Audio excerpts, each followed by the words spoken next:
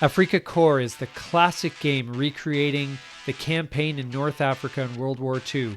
We're going to teach you how to play, and we hope you'll join us here on Legendary Tactics. Yeah, so I'm really excited. Afrika Korps was I remember getting this game for Christmas. I ordered it from Avalon Hill back. I think it must have been 1988, maybe 89. Awesome. And I still have my copy downstairs. Oh, such a great retro game. So Yes. great.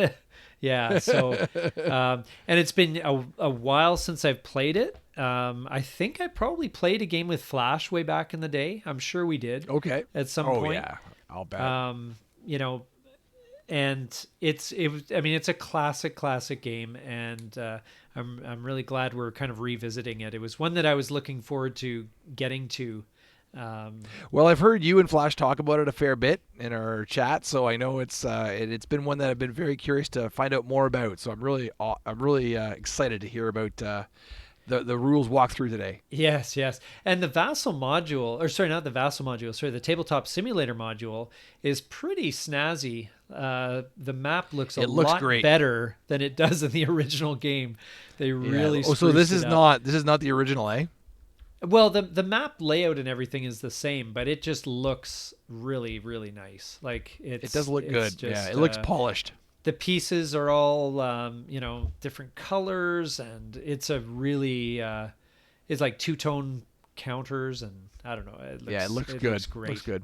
Yeah. So this game takes place, as you can see, it's a giant map of Libya and Egypt, and so it's the African campaign of World War II, right?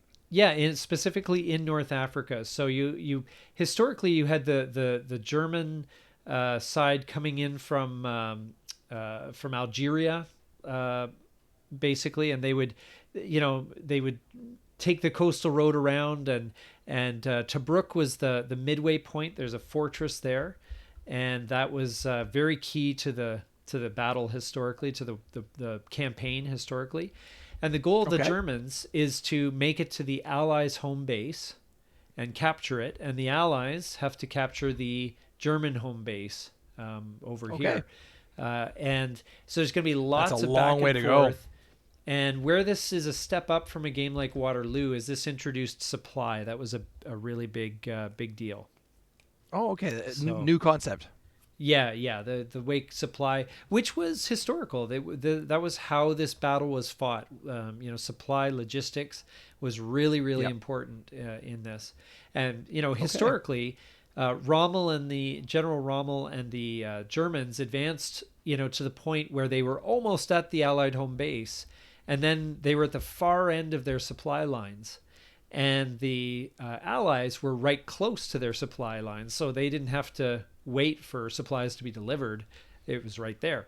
But then when the Allies pushed down the road all the way back, then the Germans were close to their supply lines. Yes, so there's a real seesaw battle, and the level of leadership. General Rommel is considered by many to be, if not the best, one of the greats. Then second best, German general of the war. And on the British side, you had Montgomery, who is also quite famous as well for his skills in leadership. So anyway, just an amazing scenario. I've always found this campaign and this particular theater of war fascinating. What's really interesting to me is how the road kind of goes. You have to go way north, and then you finally head east, and it's like it just feels like cutting across the desert would save you so much time. But then I know, open but desert, it's a coastal road. I imagine it probably formed because they needed access to water. It's an old makes track probably that nomadic people used, and they just paved it. Well, probably didn't even pave it, just put down some gravel or whatever. I don't know what they did to make it into a road. But it stayed with the water, right? Stayed with the water. Yeah, it stuck with the water, because if you cut through the desert, that's hard going. You were in no man's land, right? You got no water nearby. So anyway, so just to call your attention to some of the terrain here. So you can see the terrain is actually pretty simple. You've got the empty sort of desert hexes, and then the escarpment. And the escarpment is the dark brown. The dark brown. Okay. Yep. And those work a lot like the forests do in Waterloo. And we'll chat about that in a bit. And then there's the Quatara Depression. This is actually a salt flat that was basically impassable. Okay. And so they couldn't cross. So this becomes like a nice natural barrier and gives the Allies a nice bottleneck here at El Alamein, where they could have a nice bottleneck and, as a hard to get forces position into there, right? Mm-hmm. Yeah. Yep. From the German perspective. Yeah. Yes. Now, some of these spaces, like Benghazi and Tobruk, basically are. You see how their hexes have like the little crosshatch. Yes, the crosshatch. Yeah. Yes, that means they're a fortress, so they're going to be a little more defensible than the other cities. There's the coastal road, which we've drawn attention to, and the bases. The rest of the villages and everything are honestly they're more decorative. There's no effect on gameplay. They're just there, because they're there in real life, and makes the map look more interesting. Just more geographic. Yes, more geographically accurate. And then for the units, now this is a little bit more involved than say Waterloo. So the units have different values. They have 3 different values across the bottom. The first one is the attack factor. The second is defense factor, and the last one is movement factor. Okay. So, so in other words, when you're attacking, you use your attack factor. When you're adding up your odds, when you're defending, you use the defending value there, and for the movement, that's how many spaces you can move across normal terrain. Now that doesn't include the road, though. Or the road gives you a bonus. The road gives a bonus in a way similar to Waterloo. Yeah. There's also a time record track. You can see there's lots of turns in this game, and there's oh wow, there is a ton. And you can see the flags here. The flags indicate when there's reinforcements arriving. Okay, you've got the German flag, the British flag, the Italian flag, and so that's just to remind you about that. So when troops are coming in, yeah. So the basic turn order is again very similar to Waterloo in a sense, in that first of all the Axis or German player moves any and all units that they wish to move. And then they do their attacks, and then the Allied player does their moves and does their attacks, and then that is a turn, and then the game turn record track advances. Okay. Yep. Yeah. So that's basically like Waterloo, very similar to that. And then basically, if the only other kind of phase that we have to worry about is supply arriving. So if the Axis player controls a port. So the port, you can see the anchors beside the... Yes. Yep. So if the Axis player controls a port, then they can bring in supply. And the same thing with, the Allied player as well. Now, the Allied player gets 1 supply truck, and I'll just zoom in on that here.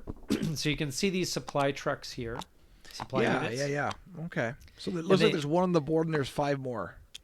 Yeah. Well, they give you 4, and then they give you an extra 2 that are captured. So if you capture enemy supply units, then this is the units that you would use to represent them once you've taken them over.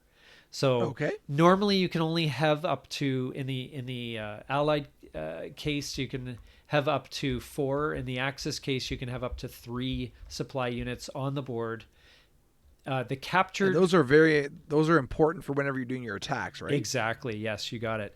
And the captured ones, you can have an unlimited amount. If you're, if you capture a ridiculous number of supply units, you can, you can hang on to them if you'd like.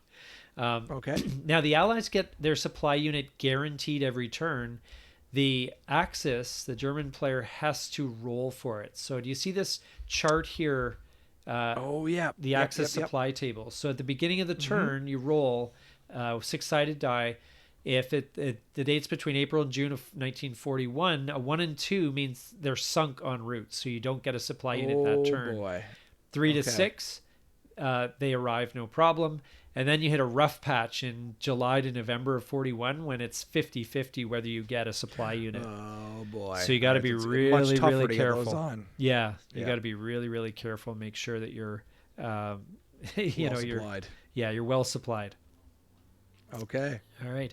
And so like Waterloo, when you can move any and all pieces. You don't have to move any of them. You can move all of them. You can move some of them up to the maximum of their movement factor. Some of them are actually, you can see some of these Axis units are really fast. You got a 2-2-12, 7-7-10. They really move. Just and motors. then the Italian units are a little bit slower. They can only move 4. So now Rommel helps 6. with those though, doesn't he? Yes. The Rommel unit is a special unit that helps give you bonus movement. So as the Axis player, you're going to want to make the most of that, especially if you can help your Italian units along. That's always it's always good. Yeah. So as I said, the goal of the game, before we get into sort of more of the mechanics of the actual gameplay, is that the home base space. So Rommel right here is on the home base of the Axis, and way over here you've got the home base of the Allies. And so the Axis player wins if they have eliminated all of the Allied combat units on the board, or controls both fortresses and both home bases simultaneously for 2 consecutive Axis player turns by the end of the game. So you have to have both home bases and both fortresses. So Benghazi being one of them, and Tobruk being the second one. So in other words, all 4 points of interest have to be held by the Axis for 2 consecutive turns.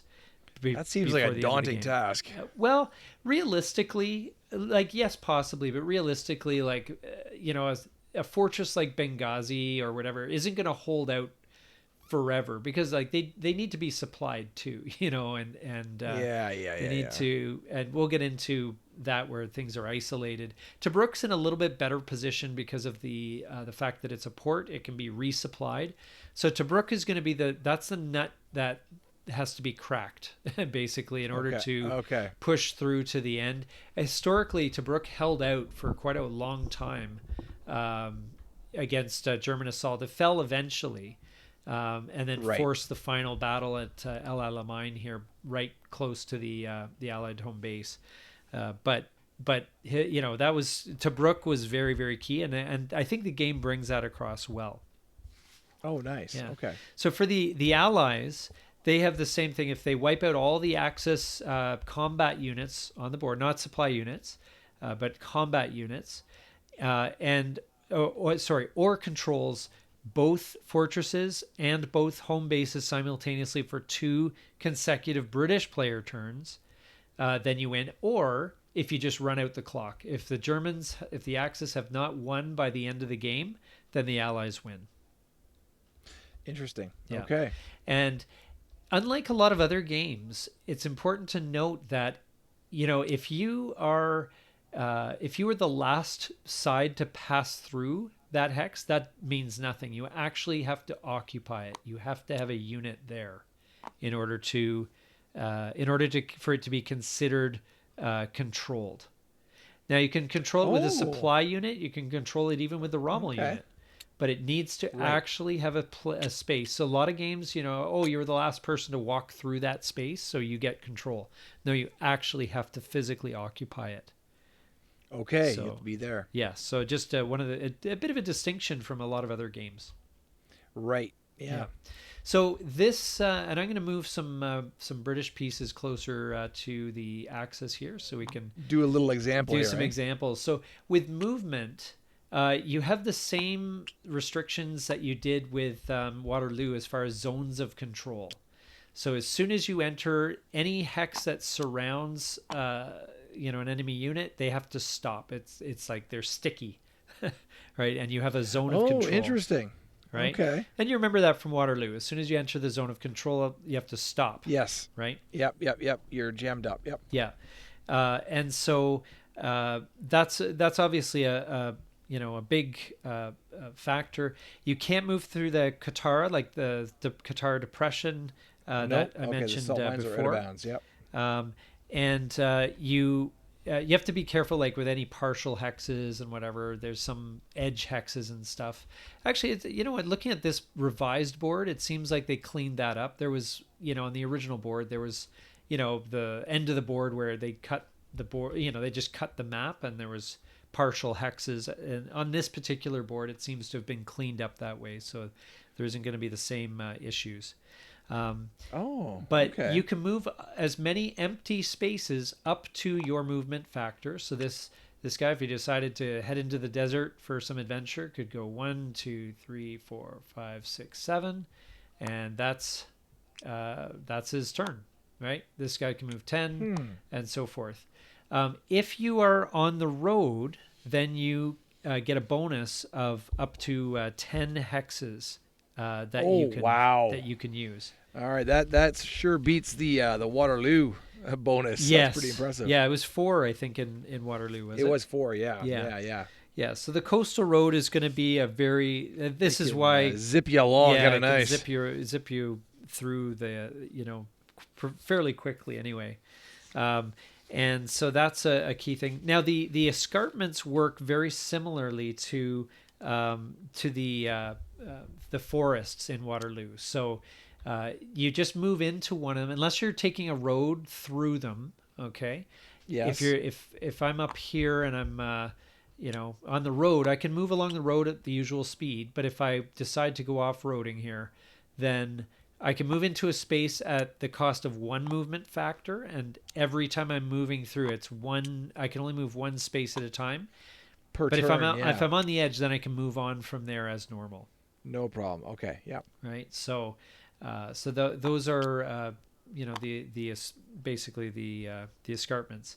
Now, as far as stacking goes, if you recall in Waterloo, you could stack up to 15 combat factors. Right. Yes. Afrika Korps is a little bit different and a little more kind of, I would say, standard in that sense. You can stack up to 3 units in one space. Doesn't matter what they're worth. Does not matter what they're worth.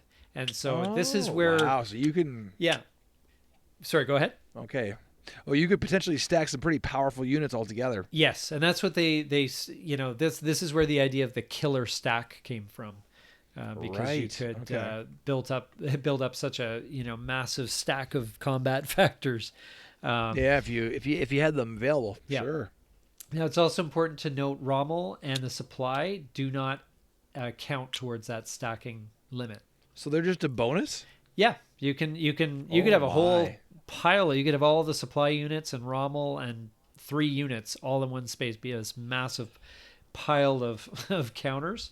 But you could absolutely do it. So combat then is also, let's see, I'm just going to rearrange things here a little bit. Combat is basically whenever it's going to be initiated, again, like Waterloo, it's going to be initiated when zone of control is entered. Yeah. Right? Okay. And you always have to attack all the defending units that you move into their zone of control, and you have to use like every one of your attack. You can't have anyone sitting on the sidelines in a zone of control, basically. Okay. So all the attacking units have to attack all the defending units, but you can, generally speaking, you can combine them in various combinations. So there's the concept of the soak off, which we used in Waterloo. The soak off is where you take 1 unit to attack part of the enemy stack at horrendous odds in order to improve the attack odds elsewhere. Yeah. Right. So you can absolutely do that. Okay. Yeah. And so it's very similar to that. And generally speaking, like in this sort of a battle, you just add up your attack factors and go against the defenders' factors, and then you get your odds. So in that particular battle, it's a 5-on-1. And again, if you watched our Waterloo How to Play, you'll see a lot of this is very familiar. Probably looks familiar to you, Cax. Yes, it does. Yeah. Yes, very much so. So you get your ratio, and you roll one 6-sided die. And you can probably recognize, we'll just look at the 2-to-1, because that's the one that has all the options in it. So Yeah. Now I do notice Yep. there's the yellow though. yes. Yeah, so the yellow means if you're attacking at odds that are greater than or 1 on 2 or greater, then you essentially have to spend a supply unit in order to make that happen. And that disappears off the board. Disappears off the board. Now remember, it re-enters. Oh wow! Right, Next turn, yeah. next turn, and Yeah. this is just to give you a quick idea of the strategy here. That supply unit. So if you're the Axis and you advance up the road and everything's fine, and you attack Benghazi, and you use up a supply unit, that's fine. And then you get another supply unit. It starts at the Axis home base, which is, again, it's not that far behind. You have to catch up a little ways, though, right?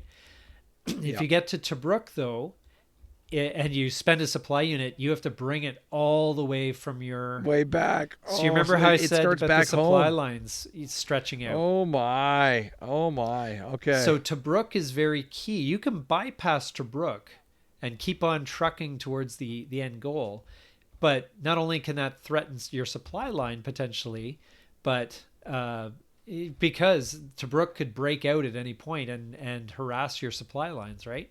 So if you don't have Tobruk as a port, then you have to ship all those goods all the way along the road. And I know that movement bonus seems generous right now, but it won't be. It's slow whenever well, and I'm kind of thinking too, as you get further from your base, you have to be very cagey with your supply and your attacks. Yes. And that goes for both sides, right? It's absolutely. If the Germans hold Tobruk and the Allies are pushing to try and attack Tobruk, takes a bit of time and effort to ship the supplies there. So to reattack, So it's kind of a really neat way of recreating the campaign in that way. Now, if you do have odds better than 7-1. Then it's automatic victory. If you have a unit that's surrounded, okay, and by surrounded, this is where the zones of control, let's see if I can recreate something here. So let's say you were advancing here to me, and this guy's super fast. So he goes right around me, and he enters my zone of control here. This guy comes more straight on and goes here. Yeah. Now, if I want to retreat, I cannot. And so because I can't retreat, if the odds are 5-1 or greater, then they're dead. Surrounded, then it's an automatic victory.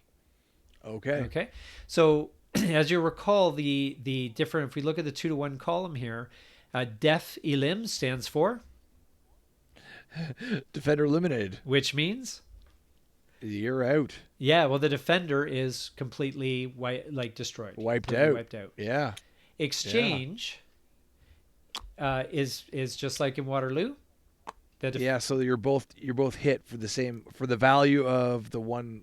Like the smaller stack gets wiped out, and the larger opponent has to lose. You have to go for the equal amount, right? Equal amount, but you can't make change. So in this case, if there was an exchange rolled, the Allies would lose the 1-1-7, and the Germans would have to lose the 2-2-12 in that case.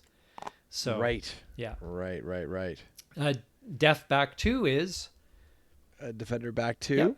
And that is, of course, they have to be able to have an escape route that doesn't pass through, a zone of control, right? The water or an enemy zone of control, or anything like that. Now in Waterloo, there was sort of like this, just sort of like an unwritten rule. You always had to move back toward your own area. Yes. Does that apply here as well? You can actually do a zigzag retreat in this game. So you can actually, as long as you move 2 and you leave the zone of control, well, I imagine you would have to. Then you're okay. Yeah, then you're fine. All right. So they were a little more forgiving. Yes, and you can retreat through friendly units as well, as long as you don't land on them to finish that in a way that overstacks. Right. So if you have a stack of 3 units, 3 per, and it's the only space you can retreat to, then you have to abide by the stacking rules, right? So Okay. so if they're Okay. forced like out to sea or through a zone of control or into the Katera depression or something like that, Yep. then they have to they basically if they you can't retreat a unit onto one of your stacks and then choose a lesser unit and remove that one. It's the one that was involved in the Okay. battle, which makes Right. sense. Right. Right. Yeah. Yeah. Yeah. Yeah. Yeah. Yeah. Yeah. Now you could choose which of the retreating units you eliminate. So if you retreated 3 units and they retreated on top of a unit and you had to eliminate one, you can choose which one of the retreating units to eliminate. So Oh, you do have okay. some All right. flexibility there, but There is a yeah. bit there. Yeah. Now, the Rommel unit, if he's ever caught where he has to retreat, then he's just automatically placed on the nearest. He doesn't unit. die, He right? can't Is that die. correct? Yeah, you cannot. You can't Can't kill him eliminate him. off. Yeah, he just anytime he's caught alone in a zone of control or the units retreat, away from him, then he just moves to the Yeah. nearest He just bounces back. stack. Yeah, he bounces right back. So, I love yeah. it. And then you have the attacker back too, where the attacker retreats 2 spaces, or attacker Okay. the dreaded attack elim, which is the attacker's Oh forces man. are eliminated. Yes.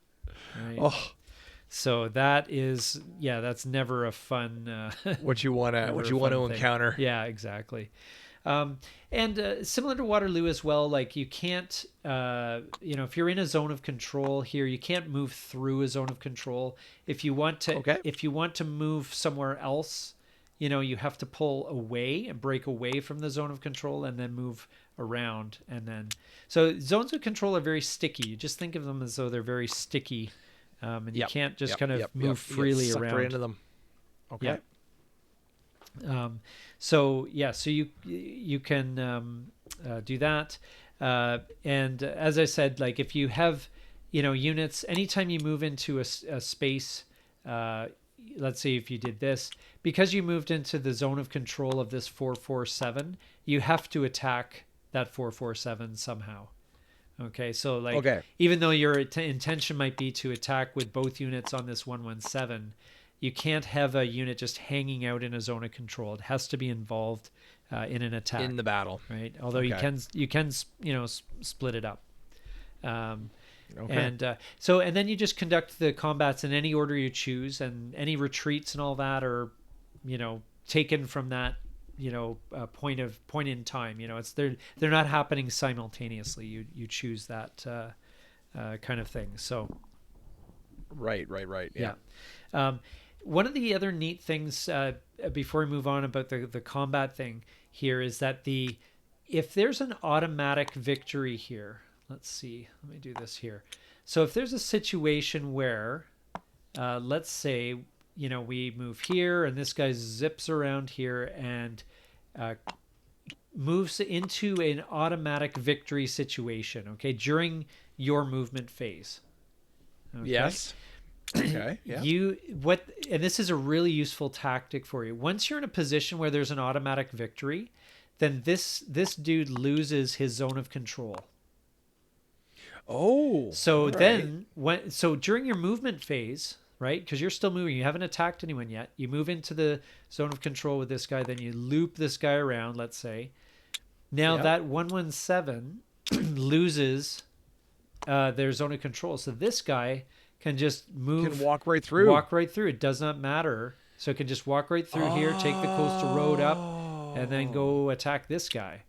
So if you plan ahead, or if you just attack with a big enough stack, right? So if this guy moves in a 7-on-1, which is an automatic victory again, then immediately the zone of control on this guy disappears, and these guys are free to just zoom on right past. You can't move through him, but you can move like right past. By him. Yeah. Okay, and does he eventually get killed off too, or no? Yeah, once the battle happens. But you can cause an enemy unit to lose their zone of control during your movement phase if you. So you can actually keep moving past if you play it right. Yeah, exactly. Now you do need to be in supply. So in order to get an automatic victory, you have to have a supply unit within 5 spaces, and you have to be able to trace it. Do you lose that supply too when you do the battle part? Yes, it's considered an attack, but you have to have a supply unit there in order to actually like fuel the automatic victory. Oh, interesting. Right. Okay. So, but you need to be able to trace a clear path without any Katera depression or zones of control or anything in order to claim that automatic victory. Right. Oh, and interesting. and he can't move, like the neither of these units can move anywhere. It's just they kind of like, they pin the weaker unit down and then get rid of the zone of control, which allows the other units to move past and maybe cause some havoc in the enemy lines. Right. Okay. Interesting. So, so they, now other units can also, join in on the attack if they want to. They can,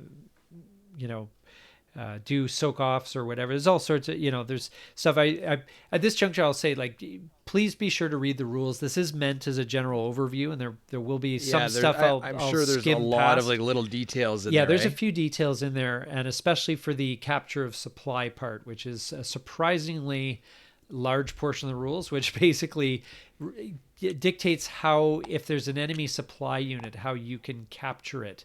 So if this supply unit is out there on his own, and I'm really, I don't know, I'm being really savvy, and I get in close, I can actually capture this unit and swap it out for one of my captured units on my side here. Oh, sorry, right here. Oh, interesting. And take control of that supply unit and make it my own. Right. So you could be like, that's actually helpful for when you're doing attacks. Yeah. Well, you can be like pirates and steal each other's loot supply. Yeah, exactly. Okay. And there's a bunch of rules on there, which I will go over, but yeah, just make sure you read them, make sure you understand them, because they're not always easy to walk through quickly. Yeah. So so I want to make sure that the supply rules are great, but they do add a little bit of complexity to the actual game. To the game, yeah. Now the fortresses and the escarpments give you a doubling effect. Again, just like Waterloo, they double your defensive combat factor when you're in those. And that includes when there's an exchange result. So if you were to attack Benghazi and we rolled an exchange, you'd have to lose 8 combat factors because of your 4 because of my there. 4. Okay. Yeah. Oh, so man, so it doubles down. Yeah. Okay. And that goes as well for the escarpment. It's nice to easily defensible terrain. So it's going to be any escarpment then. Okay. Any escarpment. So it can, it makes the map a little interesting as far as where you set up your defensive positions and that sort of thing. So indeed. Yeah. Okay. So when we covered the the different combinations, I didn't cover it in great detail how you can combine attacks and do soak offs and stuff like that. Oh, that's okay. That's again where the rules. Yeah, reread the rules. Yeah, I'd say read the rules, right? but you can, as I said, you can use one unit to soak off the, do one attack at certain odds, and then it frees up the other units to, you can divide up the combat any way you like, basically. The soak off. Yes, yeah, that's very famous kind of thing in Avalon Hill games of that era. Okay, awesome. The other neat thing, though, that with combat, though, is that the fortresses actually are the exception to the zone of control, as in you can walk right up to a unit in a fortress and you don't need to attack it, and it doesn't need to attack you. Can you walk around it? Yes, you can. Yeah, because the fortress hex. Well, sorry, you have to go around the zones of control. The zones of control still apply, but if you do move into the enemy zone of control, you can just sit there. You don't actually have to attack. And it doesn't have to attack you. No, it doesn't have to attack. And so it's, in a way, it's almost like laying siege, I guess you could say. Where you could just go here, block off all the supply routes, and then you could isolate that unit. So. And eventually, it's going to be in big trouble if you're not if nothing happens. Yes, Yeah. So Yeah. Okay. so it's again, like, you read the rules on this stuff, but just to give you an idea. Like a blush overview Yeah, here. exactly. And yeah, the movement of supply units. So you get your supply unit, dropped into the base, or your port, one of your ports, and you can move them right away, so they don't have to like spend a turn getting delivered or anything like that. Oh, okay, Yeah, awesome. And they can go if you own Tobruk, they can go right up to yeah, Tobruk, you can right? land them in Tobruk. That's why Tobruk is going to be a key part of the game. Battle. Yeah. Whoever Yes. controls Tobruk is in a good space. Now you Okay. can't move supply units on their own into zones of control unless they're with a combat unit and they're being used to sustain that Oh, attack. interesting. Then that's fine. Okay. Yeah, and supply units are kind of very passive. They can't attack, or they can't capture. They can't, other supply units or anything like that. They're very passive units, and really just the logistics. Yes, Yeah. yes. The reason for making you able to attack. Yeah. Now you and yeah, and again, you have to expend it after the at the end of the turn that it was used to supply that attack. Unless you're Okay. attacking at terrible odds, so you can attack at odds of 1 to 3 or less. Ooh. Yeah, I know. Ooh, It's okay. not too attractive. Don't know. Maybe I don't know part why of that's this. very advisable, but yeah, Well, that's it may right. be necessary depending on what you're trying to do. If you're doing some sort of soaking off or whatever, but Okay. Yeah. but yeah, you don't need the supply to expend a supply unit or whatever, in that case. In those situations, okay. Now, when you do an attack, though, the range of a supply unit is 5 spaces. So just like for the automatic attack, you got to have your supply okay. unit right up close in order to. It has to be within 5 5 spaces of the battle. Yeah, and you got to have a like a free path to the supply unit. So, and that's Okay. inclusive of the space the supply unit's in. So in other words, when you're counting the spaces, it's like 1, 2, 3, 4, 5. Oh, So, wow, really? yeah, Okay. that's how they So count it's it. So it's a little bit shorter interesting. than you might want. Than you think. Yeah. Yeah. That's tight. You got to be right in tight Yes. Yeah. And so one supply unit can sustain attacks for more than, like, you can use it for more than one attack in the same. then. Oh, I was wondering about Yeah. that. In the same So round? it's not one Okay. per attack. So let's just as another example Or one here. per round. Yeah. So if you have multiple attacks, like, it'll support any attacks made within 5 hexes. Okay. So I was yeah, wondering because about otherwise that. Yes. you'd never be able to attack. Well, you'd run out pretty quick. Yeah. So in this case, you would use the supply unit for this attack and for this attack, and you'd roll and do the attacks as they were. At the end of the turn, the supply unit is gone, and it's fine. And you can do that for as many attacks as it has within range. Which is in that range. Yeah. Okay. Now, if you're out of range, you'd have to use a new supply, though, right? Say again. Sorry. If you were out of range and had a separate attack, you'd have to use a different supply to make that attack. If you don't have a supply unit nearby to expend, then you can't attack at any odds better than 1 on 2. Oh, okay. Yeah, you can always attack. But you for can less always if you really want to, but yeah. Okay, that seems foolish, but yeah.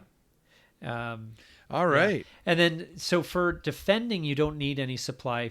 There's no reduction. Like, if you don't have a supply unit nearby, you can always defend. That's not a problem. Okay. All right. So, very good. So, I'm going to chat here a little bit about capturing supply. There's a bunch of rules on that, but I again recommend that you read it. So let me zip through the rules for capture of supply as a quick aside. The supply trucks have no zones of control. They have no combat factor. Enemy units can waltz right through them if they want to. or finish on their turn on top of them if they like. If at any point the an enemy unit appears adjacent to an unaccompanied supply unit, it is immediately captured and can even be moved right away to get it out of danger, so it can't be immediately recaptured. The unit that was captured actually goes back into the supply of the victim and can re-enter in a following turn as per the supply reinforcement rules. If a supply unit finds itself on its own inside a fortress, if the enemy unit moves next to it, it's not immediately captured. It is captured after the movement phase is completed, and so it won't be able to move right away. But the reason is because essentially in this case, the 9th Australian is actually attacking the supply unit, and then after that, it captures that unit. So it's a bit of a distinction as opposed to when the units are out in the open. If a supply unit is accompanied by a friendly combat unit, it can still be captured.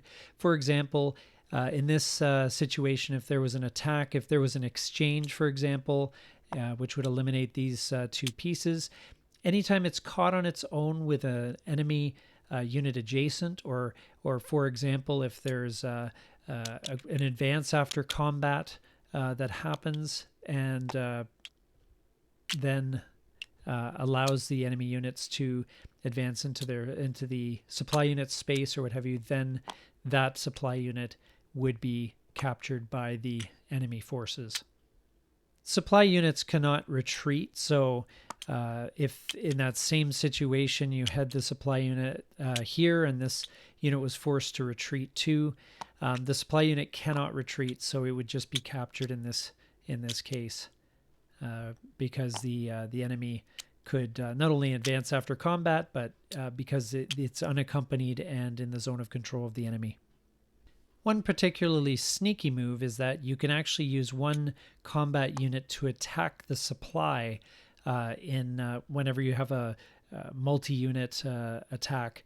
So this 9 could go on this 2 here, and this 3 could attack the supply unit and actually capture it out from underneath the enemy unit, and then let's say he's forced to retreat. So but either way, it would be something that is possible with in this situation.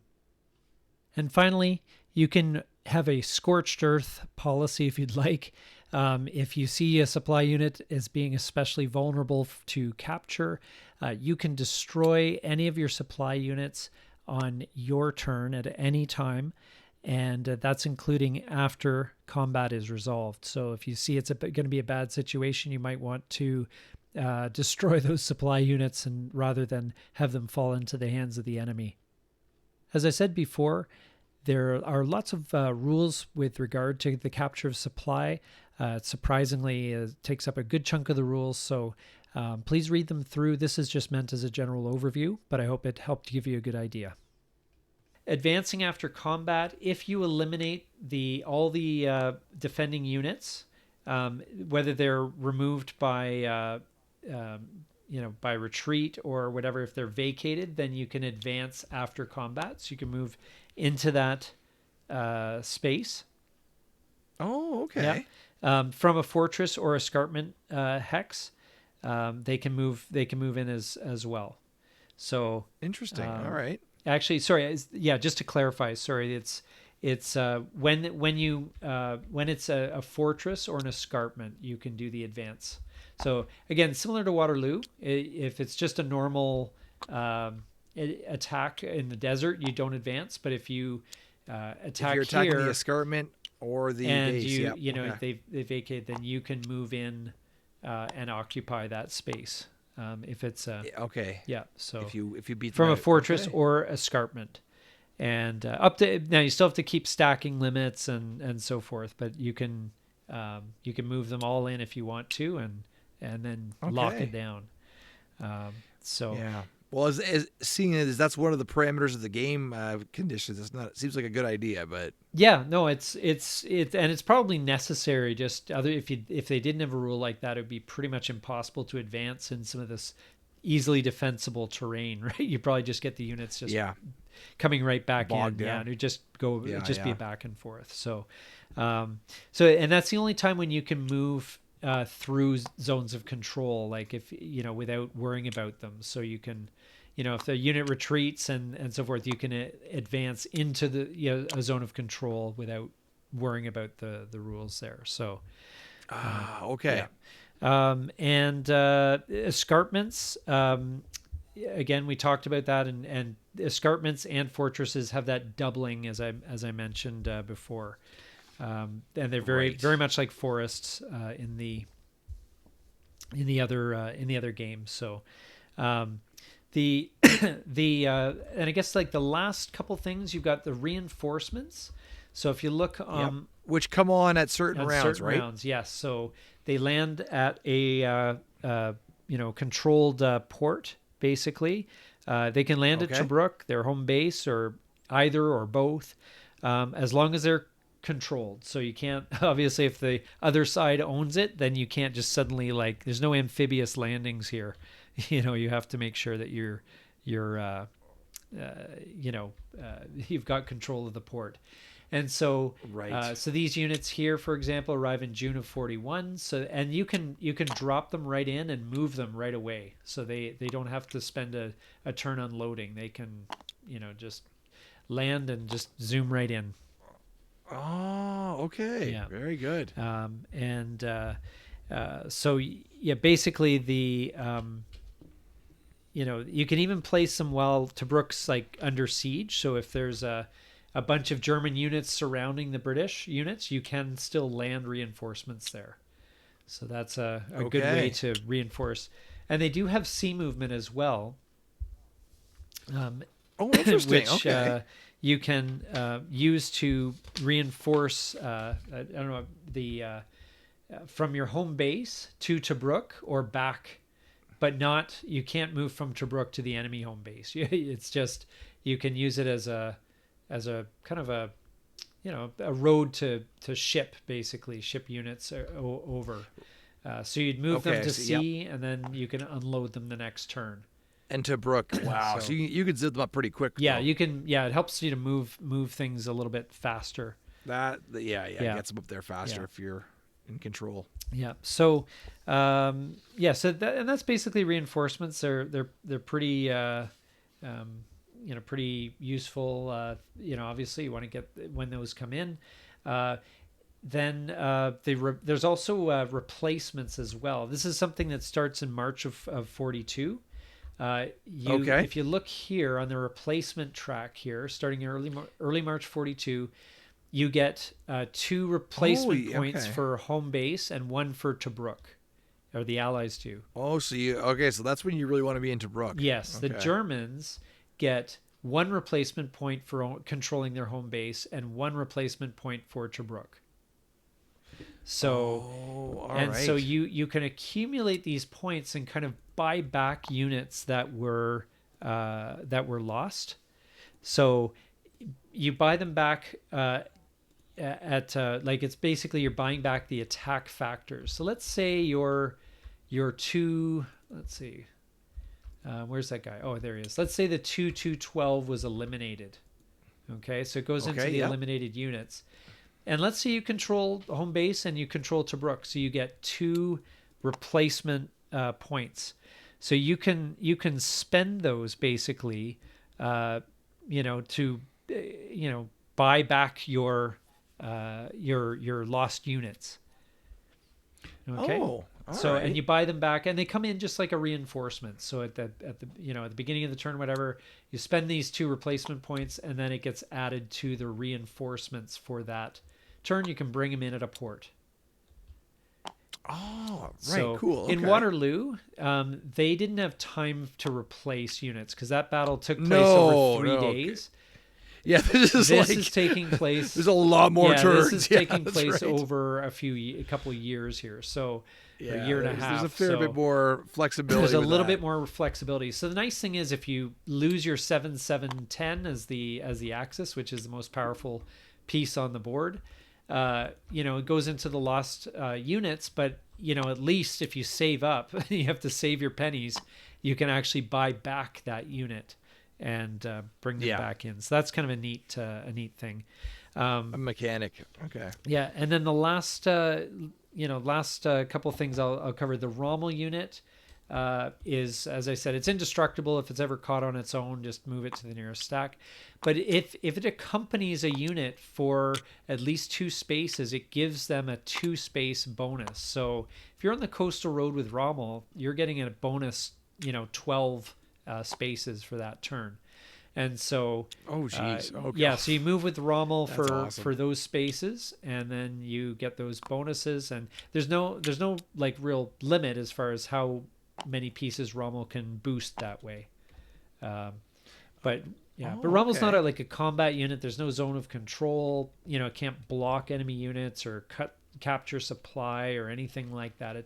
It's just used mainly to assist with movement, which at key moments could be good. If you can, for example, you get an opportunity to cut off or capture supply or something like that, but you need the movement bonus, then that is where it'll come from. So he's a pretty useful unit that way. Oh my gosh, yeah, big time. And then the last concept is basically isolation. So if a unit is, and this is why you don't want to necessarily go wandering in the desert, okay? So if you cannot trace a line of hexes free of enemy zones of control or the sea or anything to a friendly supply unit, then that space is isolated. And if the unit's isolated for 2 consecutive friendly player turns, both at the beginning and end of the player turn, it's automatically eliminated. So oh my gosh. So if you end up kind of like falling too far behind enemy lines, and you're kind of like, I don't know, I'm just gonna make this up here, but let's say, just kind of like surrounded here where there's no, so you can see all the zones of control are totally cutting off. There's no way for supplies to get through. If the unit lives in that condition for 2 turns, then it's just eliminated without a battle. So cutting units off from their supply can be really useful. Yeah. Yes. Okay. Yeah. So that is something that is really important, especially if you have Tobruk. You want to make sure that they are not isolated, that they have supply. You can't trace a supply line through the sea. You need a supply unit in that. So this is key. Like if Tobruk gets surrounded, they have to keep supplies in there, because otherwise they could just die in isolation. Right. Okay. So you got to be aware of that. Yeah. So that's just something to to keep in mind as far as that goes. And that's basically the rules of the game. I know it took a little bit longer than I expected at 50 minutes, and there are some other rules as well that. But those are the big those key are the ones big to be ones. keeping in mind, those right? Those are the big ones, and I'm okay. As I said, I'm going to add in a little bit just to explain the capture of supply in a little more detail. A little addendum to it, because it is quite important, to know when you can nab a supply unit from the other player. That's a big thing. Of course, But other than that, that's basically the game, and I hope that walking through it in this way makes it easy for both you to learn Cax, but also the viewers that they feel. Yeah, it's definitely given me a good heads up for a lot of different things to consider. Yeah, and obviously, you got to play the game. Like once you've got experience with the game, then a lot of the rules are going to click and make sense. That's right. Yeah. But it's kind of funny because I think, if I'm not mistaken, I'd have to double check, but the Avalon Hill was probably the first game company to introduce a complexity rating, and oh my gosh, that's awesome. War at Sea is considered to be a 1.